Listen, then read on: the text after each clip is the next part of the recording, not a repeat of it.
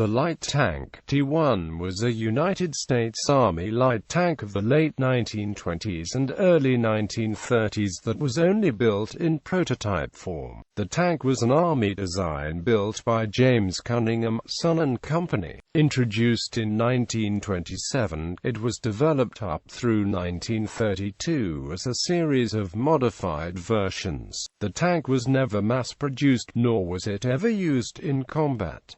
Design and variants. Most versions of the T-1 series of light tanks shared the same basic layout, with the engine mounted in the front and the turret, transmission and final drive all located in the rear. The exceptions were the T-1E4 and T-1E6, which moved the turret to the middle, the engine to the rear, and the transmission and final drive to the front, a configuration similar to later tanks. All T-1 versions had a manually traversed turret armed with a 37mm main gun and a coaxially mounted 30 caliber M1919 Browning machine gun, and all carried a crew of two, a commander who sat within the turret and worked the guns, and a driver seated just in front of the turret. A single T-1 prototype was built in 1927. Its main gun was a 37mm M1918 short tank gun, a U.S. version of a French infantry support gun of World War I. This was a relatively low-velocity weapon, with a muzzle velocity of 1,200 feet per second. The tank's armor ranged from 0.25 in to 0.375 in thickness, and the tank's overall weight was 7.5 short tons. It was powered by a 105 horsepower Cunningham water-cooled V8 gasoline engine which gave it a top speed of 20 miles per hour. The transmission, made by Cotter, was a sliding gear type with 3 forward gears and 1 reverse gear. After the prototype was evaluated, it was stripped down to its chassis, which was reused to test other vehicle types. The T-1 prototype was followed in 1928 by the very similar T-1E1.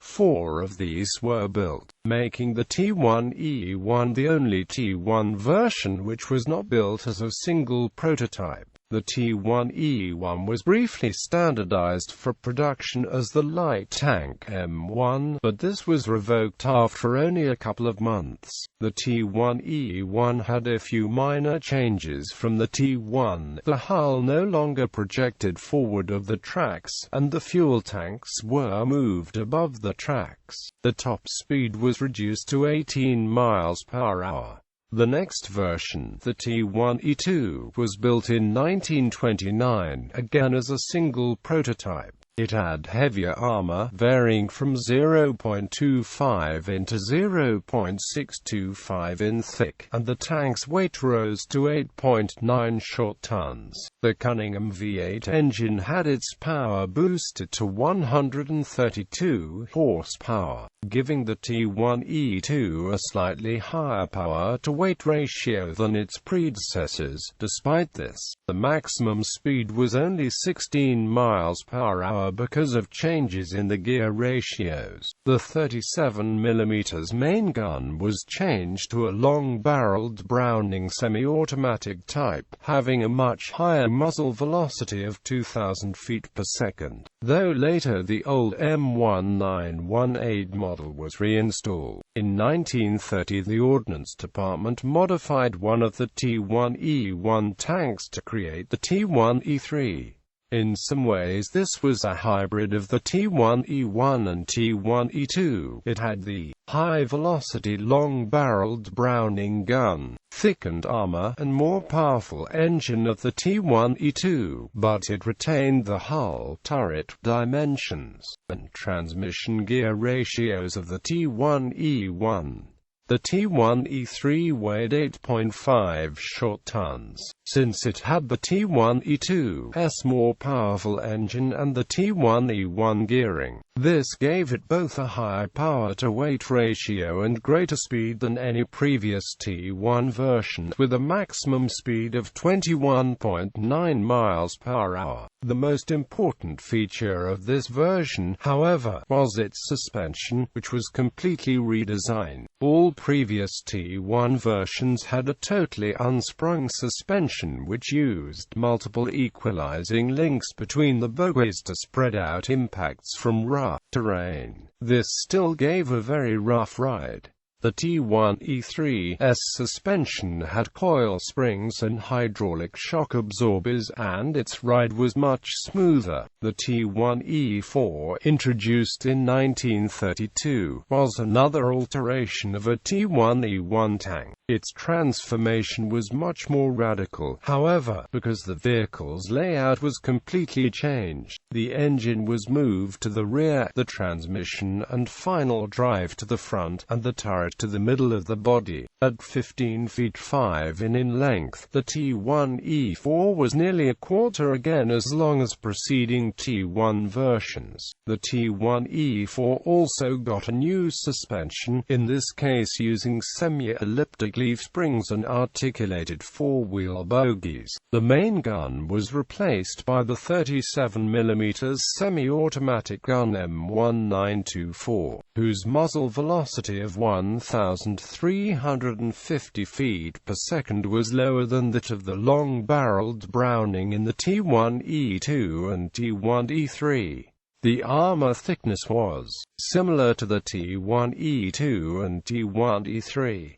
The T1E4 had an overall weight of 8.6 short tons. At first the T1E4 retained the engine from the T1E1, but this proved to be underpowered, so it was replaced by an improved Cunningham V8 producing 140 horsepower, giving the T1E4 a top speed of 20 miles per hour. The T1E5, introduced around the same time as the T1E4, was yet another conversion of a T1E1, in this case with a new steering system. All previous T1 versions used a simple clutch brake steering system which led to a loss of power while turning. The T1E5 replaced this with a controlled differential steering system from the Cleveland Tractor Company. The engine was also replaced with the same 140 horsepower version as in the T1E4. Testing showed the controlled differential steering to be clearly superior to the clutch brake system, and the Ordnance Department recommended its use for all tracked vehicles that could exceed 6 mph. The final T1 version, produced, the T1E6, was introduced in 1932 as a further alteration of the T1E4. The Cunningham V8 engine was replaced with a 244 horsepower V12 made by the American Lafrance and Fomite Corporation. Even though the tank's weight increased to 9.95 short tons, its more powerful engine gave it the best power-to-weight ratio of the entire T1 series. However, the maximum speed was still 20 miles per hour, and the larger V12 engine severely crowded the engine bay, making maintenance troublesome. The T1E6 kept the armament of the T1E4. The armor's maximum thickness remained unchanged, but the minimum thickness increased from 0.25 inches to 0.375 inches. Preservation. The T1E2 has been preserved, though without its guns. Previously it was on outdoor display at the U.S. Army Ordnance Museum at Aberdeen Proving Ground in Aberdeen, Maryland.